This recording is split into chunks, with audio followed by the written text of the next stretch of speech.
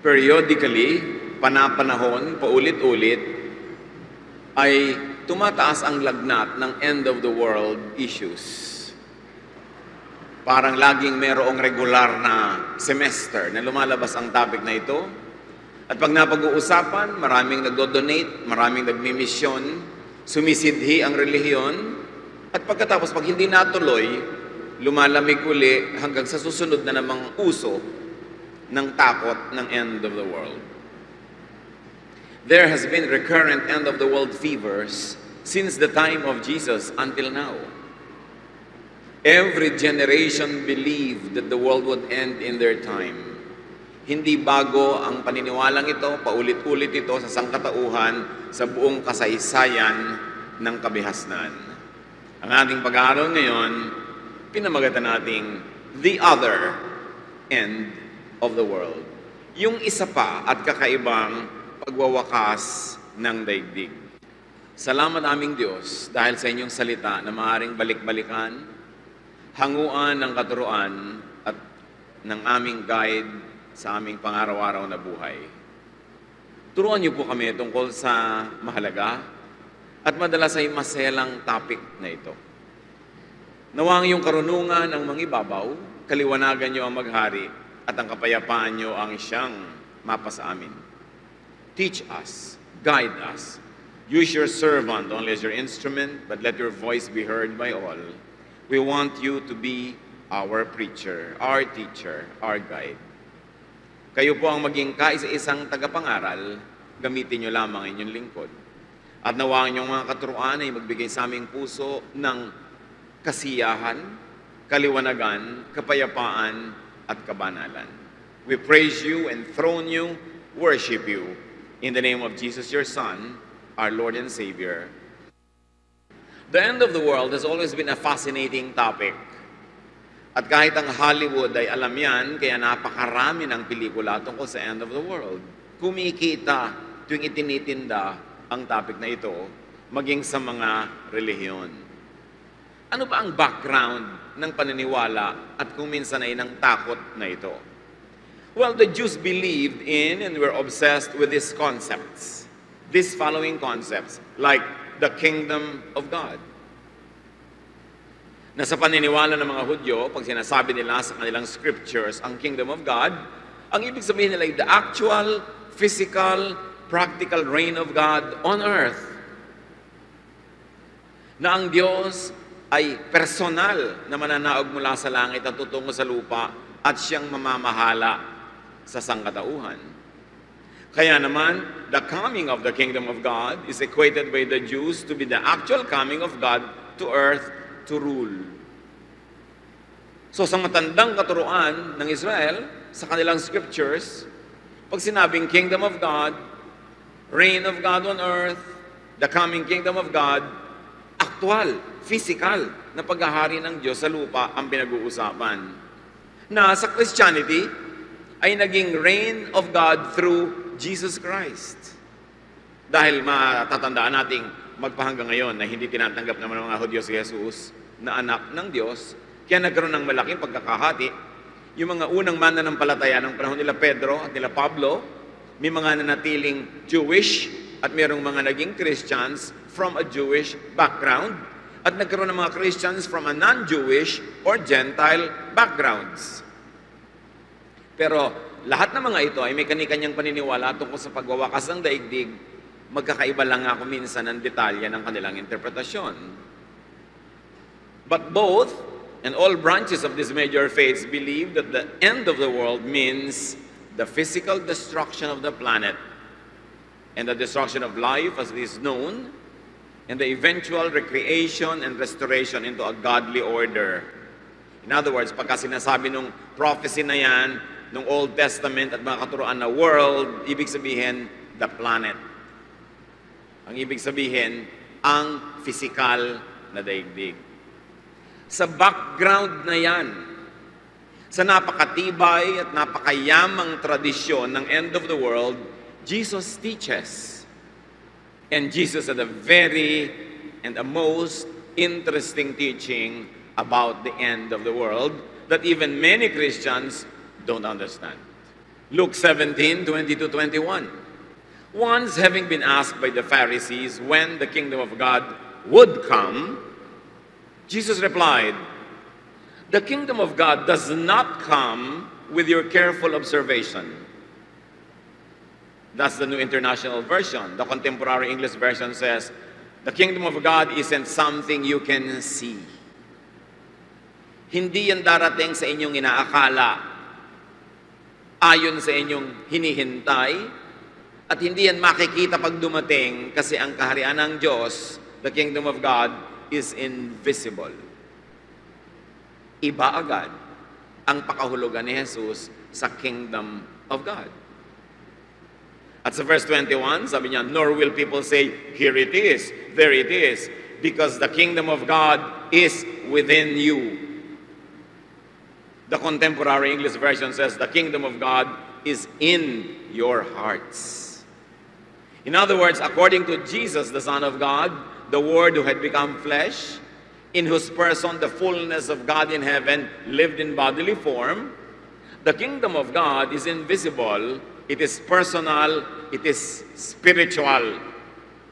It is not a physical kingdom. The world being discussed is not the planet, but the heart of the believer. It was a shocker to traditional religious beliefs. And to many Christians who have encountered this verse only now, they will also be shocked.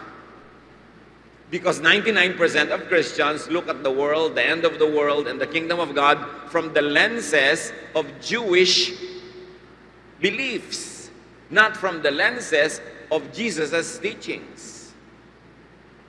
Nakabase sa matandang kaayusan in the old order, maging ang pag-i-interpret ng mga Christian ngayon sa kahulugan ng world, ng end of the world, at ng kingdom of God. But Jesus defined it very clearly to the people who asked Him, "Kailan po ba ang pagdating ng pagwawakas ng daigdig? Kailan ba darating ang paghahari ng Diyos, ang kaharian ng Diyos?" Sabi ni Jesus, hindi yan darating ayon sa inyong paghihintay. At hindi nyo yan makikita anumang bantay ang gawin ninyo. Kasi ang kaharian ng Diyos ay nasa puso ng mananampalataya. Kaya ang itinuro ni Jesus sa dalangin, "Mapasa amin ang kaharian mo." Sa Ingles, "Thy kingdom come."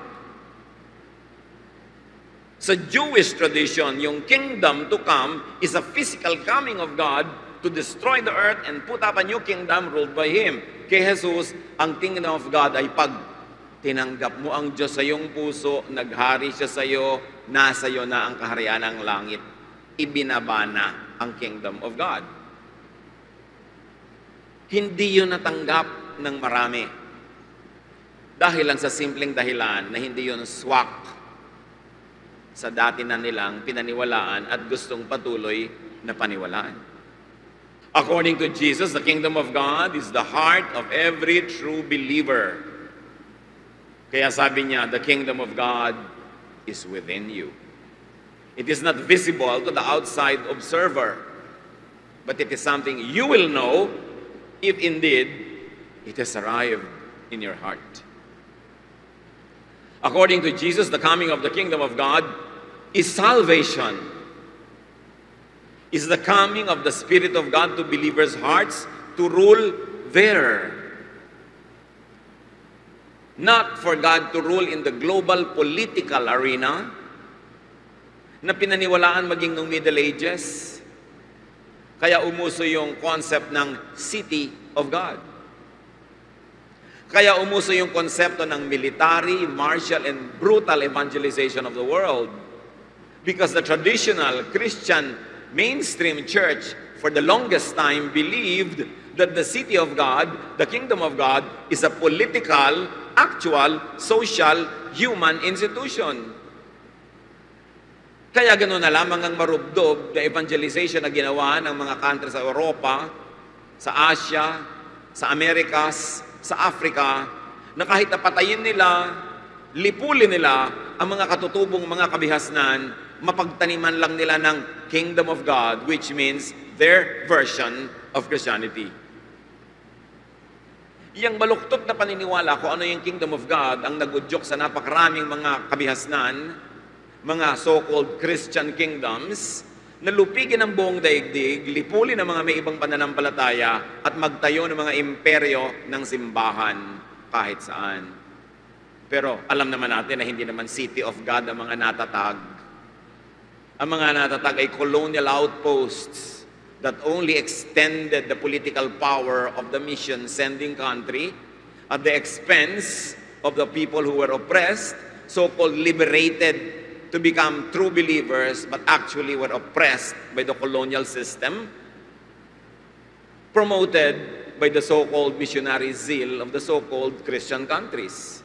Alam natin ang naging bunga sa North and South America, sa Africa, dito sa Asia. Lahat ng narating ng mga misyonero ng mga simbahan galing sa West ay kakambal na dumating ang slavery, ang oppression, colonialism, and too much suffering of the people. There was no such thing as a city of God na naitayo.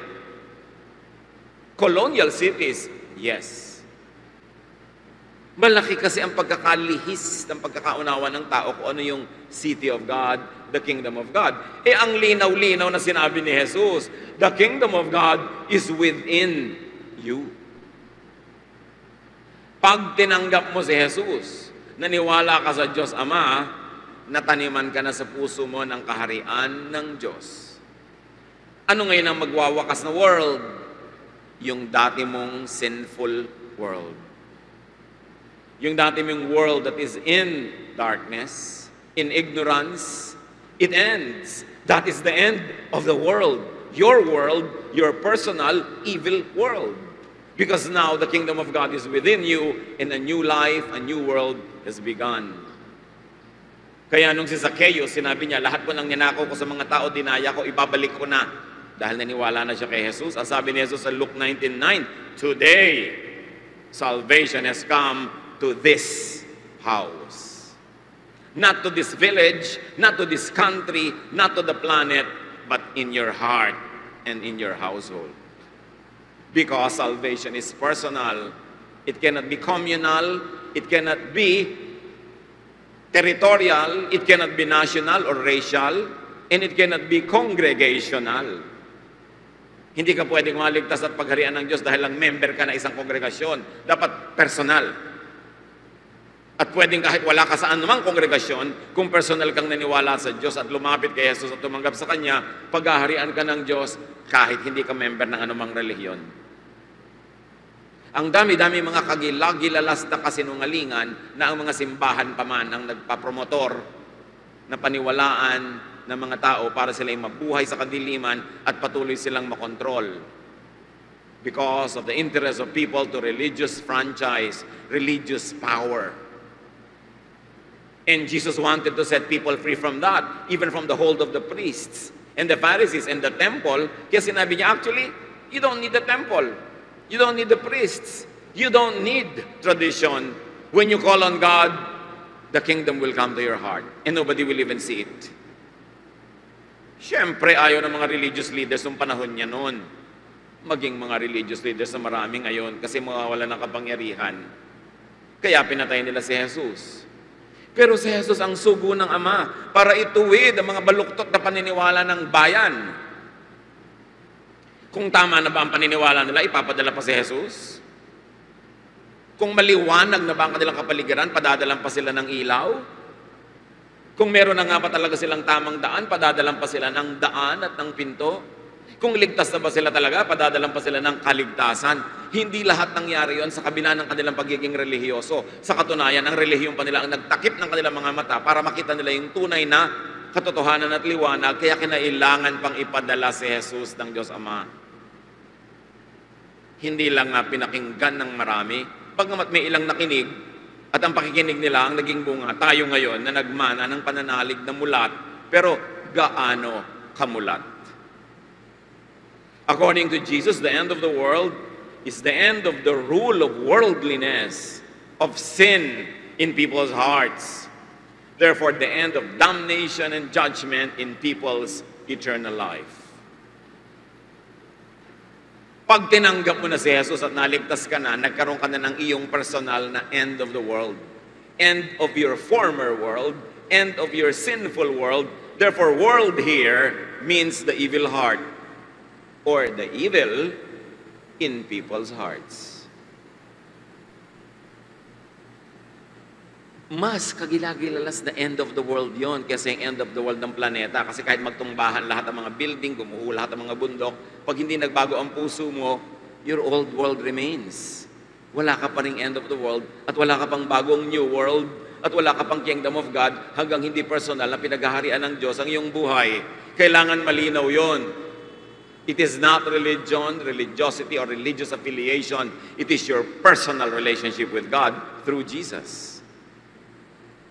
Meanwhile, of course, every God-believing through Jesus congregation is important because you have to grow in a family, in a context where you can pray for one another, minister to each other. But you can have a relationship with God with or without religious membership. There are only some religious membership that will help you grow. That's why it is important to be there. But there are many religious memberships that in fact will stop you from growing. Like during the time of Jesus. So the spiritual destruction and creation, not of the planet as habitat of creation, but of the hearts of people as habitats of evil.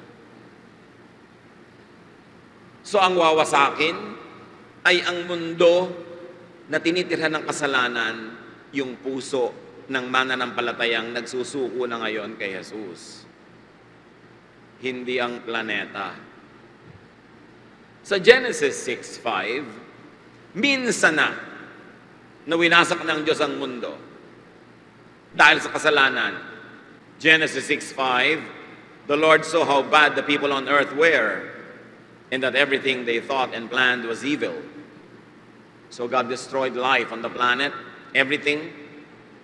Hindi rin naman yun na naging final solution kasi sumulpot uli ang lahat ng uri ng kasalanan. So ngayon, sabi ng Diyos, hindi ko na uli gagawin yan. Genesis 9:11-13. I promise every living creature that the earth and those living on it will never again destroyed by a flood. The rainbow that I have put in the sky will be my sign to you and to every living creature on earth. It will remind you that I will keep this promise forever. So, hindi ko nawawasakin ang mundo, wa-effect din naman. Ang kailangang wasakin ng mundo, yung puso na makasalanan. Yun ang dapat wakasan. Kaya ang magiging wakas niyan, pag ang tao ay nagsuko ng buhay sa Diyos, paghaharian ng Diyos ang kanyang puso, the kingdom of God goes down into the heart of that person, and the old world that was there is destroyed. That is the end of that world. Hindi nga lang masyadong madrama. Hindi magbebenta ng pelikula at baka hindi magdagdag ng koleksyon.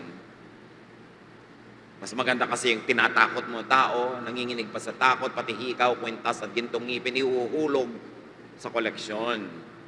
Pag na-blackmail mo sa takot.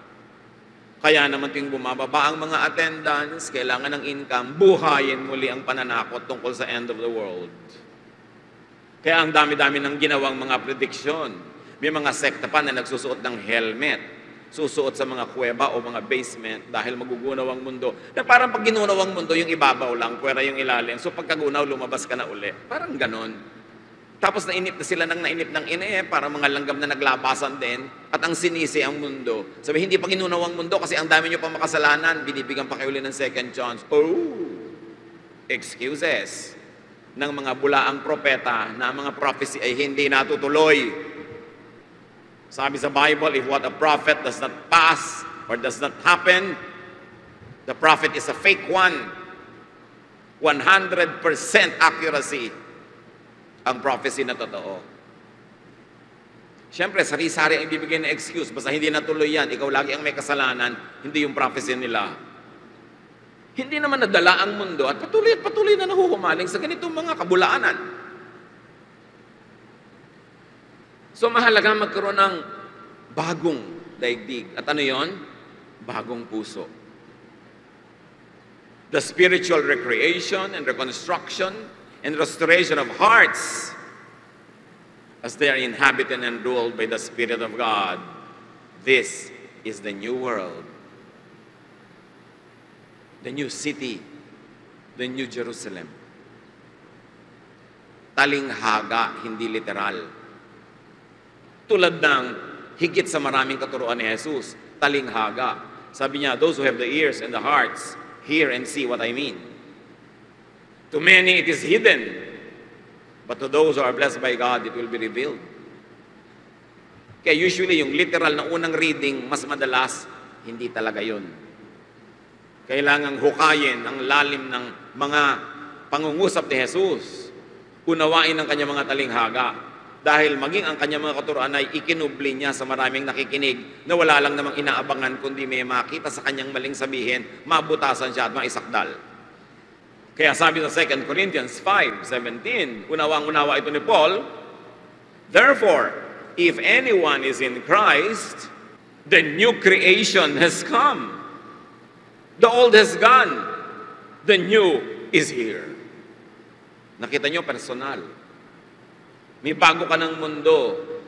Pinagharian ka na ng Diyos. Dumating na ang kaharian ng Diyos pag na kay Kristo ka na.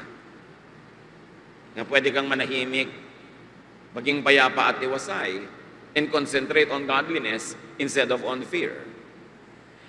Jesus taught about a different, a spiritual kingdom of God. Not usually and understood from the traditions of Israel. Kaya ang sabi ng mga tao, kadalasan, tulad ng sa Mark 1:27, what is this? A new teaching and with authority. Kakaiba ang katuruan niya, paniniwalaan ba natin? Pero wala tayong choice kundi maniwala kasi ang dami niyang himala. Nagtuturo siya ng kakaiba, pero may backup na miracles. Paano mo pababulaanan yan? Lumalakad ang mga pilay, nakakakita ang mga bulag, nakakalakad ang mga paralitiko, gumagaling ang mga may sakit, at pati patay nabubuhay. Yan ang patunay na ang katuruan niya, bagamat hindi sang-ayon sa ating dati ng alam, hindi sang-ayon sa ating mga tradisyon, yan ang patunay na yan ang katuruan galing sa langit because backed up by power, by miracles. So consider the usual end of the world, the usual coming reign of God. Hindi ko naman sinabing itapon nyo yon. Kung gusto nyo, di alagaan nyo pa sa puso nyo. But, do not be obsessed with it. Huwag kayong mahumaling, mahibang, malibang, na puro yun lang ang inaabangan. Sabi nga ng Panginoon sa Mark 13:32-33, but about the day or the hour no one knows, not even the angels in heaven, nor the Son, but only the Father. Be on guard, be alert. You do not know when the time will come. So yes, kung pinag-uusapan yung usual end of the world, anong turo ni Jesus doon? Walang nakakaalam niyan. Maging ang mga anghel, maging ako, hindi ko alam. Ama lang ang may alam. Kaya kung sino man ang nagsasabi sa inyo mga kapatid na alam nila, alam nyo na, hindi yun galing sa Diyos. Si Jesus nga hindi alam, sila alam nila. May petsa, may panahon, alam nila, magaling pa sila kay Jesus. Hindi ipinaalam kasi hindi naman dapat alamin. Naintindihan nyo? Kung gusto ng Diyos na ipaalam, dapat ipinaalam. Kaya nga hindi ipinaalam, tapos inuungkat mo pa, inuurirat mo pa, hinuhukay mo pa para ka lang lalo matakot. Humahanap ka ng problema. Huwag mo nang alamin ang hindi ipinaalam dahil ang dami-daming ipinapaalam sa Bible, yun na lang atupagin mo, kulang pang oras mo dun eh. Yung pang hindi ipinaalam, ang hahanapin mo. In fact, many serious scholars believe that many of the parts of the so-called end times teachings already happened. Tapos na. At ano yung natapos na? Ano yung naging end of the world na pinag-uusapan? Many scholars believe that that was the end of the Jewish sacrificial worship at the temple. The end of the Jewish nation as a nation centered on the temple and its priesthood and its sacrifices. And all of that happened in AD 70 and around that time. During the so-called Jewish revolt, Rome crushed Israel, and from then on, it never recovered until now. The temple was destroyed. And when the temple was destroyed, because the priests in Jerusalem had a franchise and developed a perfect franchise for religion to be practiced only in their temple, in their city, therefore they had all the power. Therefore, when the temple was destroyed, that entire religious system collapsed. Because now, the only allowed place for worship no longer stood. And it never stood again until now. So then tell me that there was no God for 2,000 years? Jesus predicted its ending. He said, no, two stones will be on top of another. This will be destroyed. Why? Because the religious system of his time never really delivered the truth to the people. That's why Jesus had to deliver it himself, and for that he was killed. And why else was the temple destroyed and allowed by God to be destroyed? Because now the temple was transferred to the hearts of believers. So the temple was never really destroyed. It was only moved, democratized, made available to everybody outside of and far from Jerusalem, because the temple is now the heart of the believer. That's why many serious scholars think that most of the predictions about the wars, the famine, the hunger, the rumors of wars, etc., the betrayal of one believer against one another already happened in the first century after Jesus. So many of them would like to look at what many people look forward to as the end of the world as already something that happened in the past. Although some scholars believe that, well, it still continues to happen in installment. And some scholars think that it will still happen one time, big time in the future. But whatever it is, Jesus says, don't be obsessed with that. Because the true kingdom of God is no longer in Israel. It is no longer in the temple that was destroyed. It is resurrected with Jesus, and it is now planted in the heart of every believer everywhere in the world. So if you like to continue to be obsessed with that issue, go ahead. But never neglect to also pay attention to Jesus' teachings on the other kingdom of God, on the other coming reign of God, which is the kingdom that we are asking for whenever we recite the Lord's Prayer. Thy kingdom come, thy will be done on earth as it is in heaven. And how do you expand God's kingdom on earth? Not by conquering countries, not by destroying cultures, but by winning heart one by one for Jesus. Because if the heart of the believer is the kingdom of God, it will spread only when there are more and more and more hearts ruled by God Himself. Kaya hinamon sila ni Jesus tungkol doon sa physical temple na sobrang nilang pinahalagahan. Nung araw naman, walang temple doon sa Jerusalem eh. In fact, yung dalangin na nila parang tent kung saan-saan nila dinadala, kung saan sila nandun. Maraming high places in Israel, maraming priesthoods, maraming schools of prophets. But politically, Jerusalem started to become very, very powerful, starting with the reign of King David. And because of the political power of the city, the power of its priesthood also grew proportionately to the growth of the city as a political, commercial, and cultural center. Therefore, the sect, the group of priests that controlled the temple in Jerusalem began to control all other places of worship all over Israel and styled the temple in Jerusalem as the only one that is blessed by God. Of course, it is their press release. Kaya nga sinabi ni Lord kahit sa New Testament, I am God. I do not live in houses made by man. And I am not served by human hands as though I needed anything, because I myself give life and breath and everything to people. What house will you build for my glory? He says. The earth is my footstool. Heaven is my throne. Nobody can make a house for me. That's a direct repudiation of the claims of the priesthood in Jerusalem to religious franchise. At hanggang ngayon, uso yan sa mga religions, religious franchise. Ito, special blessed, special place, special this. Kaya uso ang mga pilgrimages. Kailangan tumuntong ka sa bato na tinungtungan ni Jesus. Kailangan hipuin mo yung daan na dinaanan niya para ka mabless. Hindi yan totoo.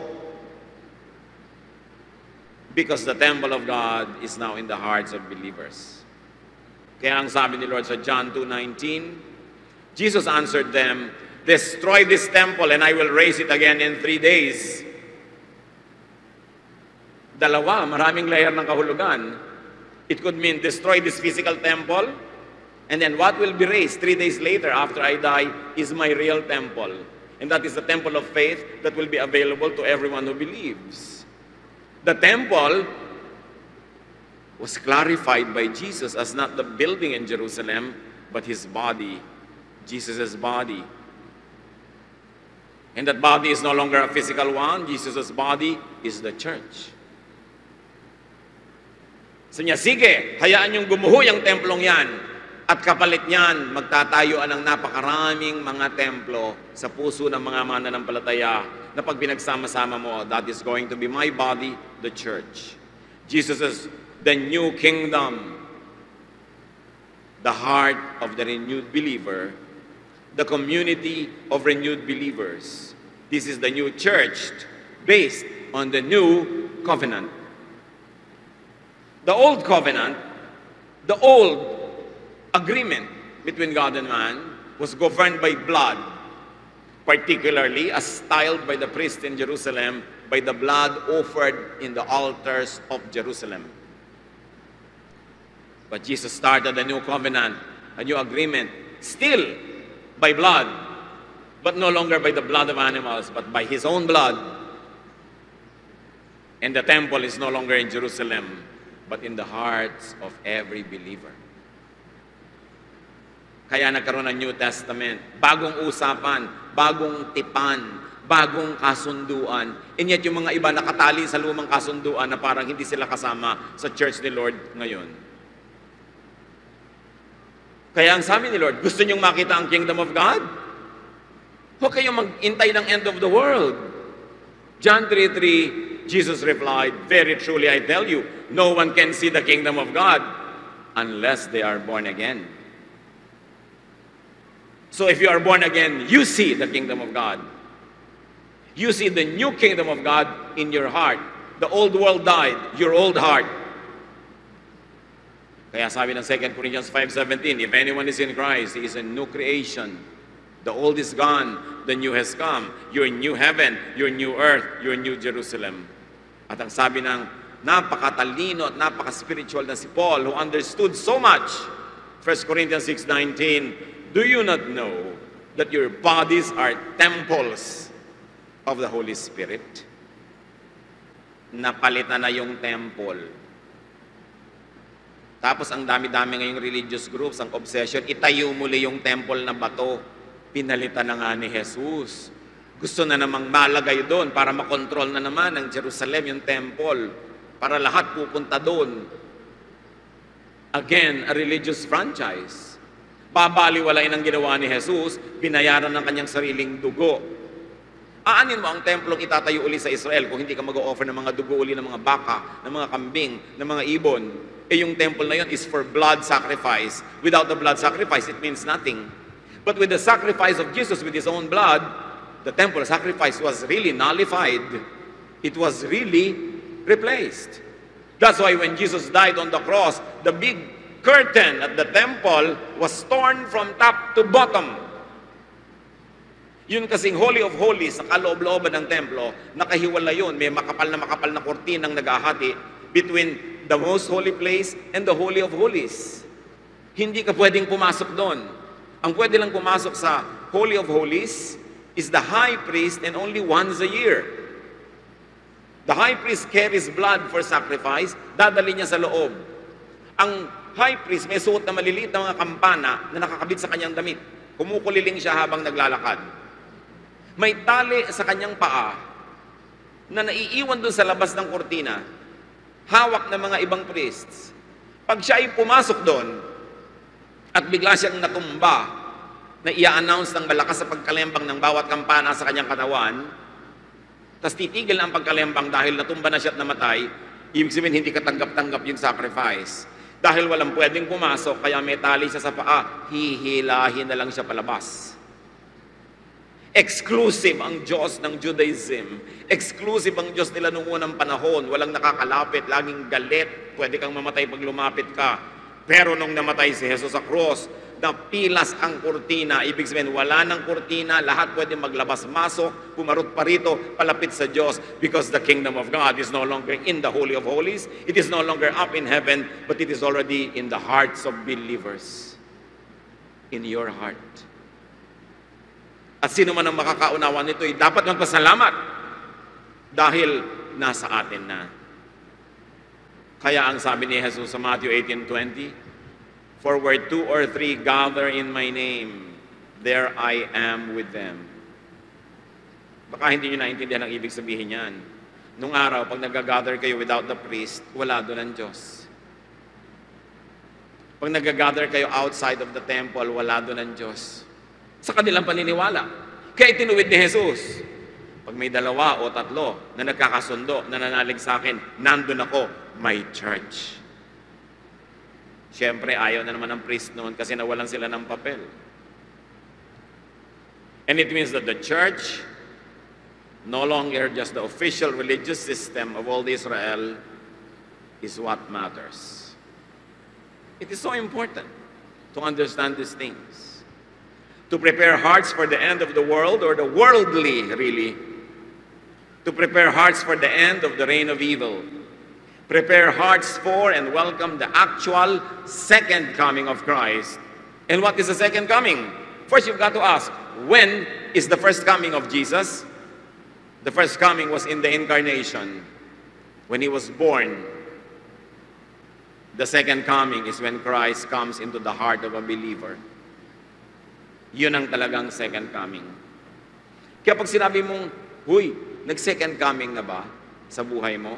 Yes, tinanggap ko si Jesus nung ganong petsa, nung ganong panahon. Nag-second coming na siya sa akin. John 1:12-13, "Yet to all who did receive Him, to those who believed in His name, He gave the right to become children of God." Children born not of natural descent, nor of human decision or a husband's will, but born of God. That is the second coming of Jesus. When it becomes personal to you. The first coming was for all the world when He came and He was born. That's why when you become born again, when Jesus is born into your heart, outside of Jesus' birth in Bethlehem, nag-second coming na ang Diyos sa'yo. Huwag ka na maghintay pa. At magpakasaya ka dahil dumating na.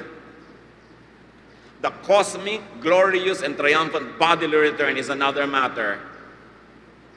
If you want to wait for that, do it. But the real second coming is all important. It is what will save you. John 3:18, "Whoever believes in Him is not condemned. But whoever does not believe stands condemned already, because they have not believed in the name of God's one and only Son." So pay attention to, believe in, accept Jesus, and never worry about that end of the world that people worry about. What you need to worry about is to end the world of sin in your own heart. And when that end of your world already happened, huwag mo nang problemahin yung end of the big planet.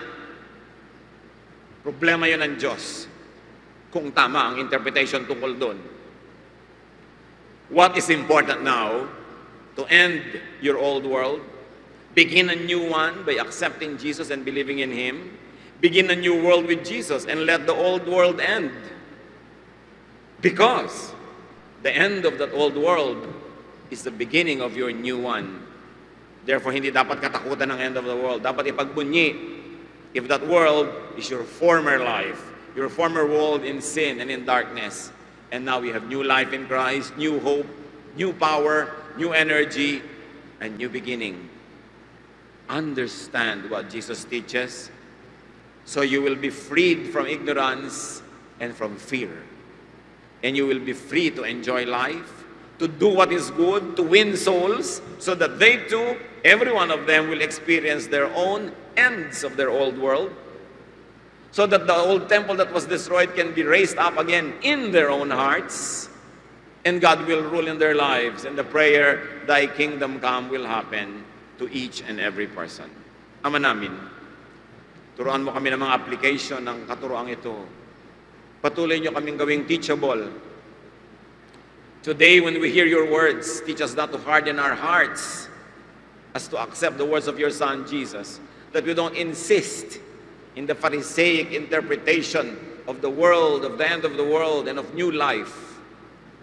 Teach us the freedom in Jesus, and teach us to be godly as we follow your Son.